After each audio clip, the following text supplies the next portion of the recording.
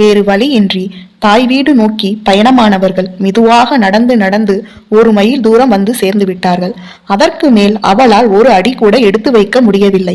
சற்று தூரத்தில் பார்த்தால் விளக்கு ஒளி தெரிந்தது. அச்சமயம் கணவனிடம், என்னால் இனி ஒரு அடி கூட எடுத்து வைக்க முடியாது. தாங்கள் சென்று அந்த விளக்கு வெளிச்சத்தில் மனிதர்கள் இருப்பார்கள், அங்கு மருத்துவச்சியும் இருப்பார்கள். தயவு செய்து அழைத்து வாருங்கள். நான் எங்கும் போக மாட்டேன், இங்கேயே அமர்ந்திருக்கிறேன் என்று உறுதிபட கூறினாள். கணவன் வேறு வழியின்றி அவளை அங்கு அமர வைத்துவிட்டு வெளியே விளக்கு வெளிச்சத்தை நோக்கி சென்றான்.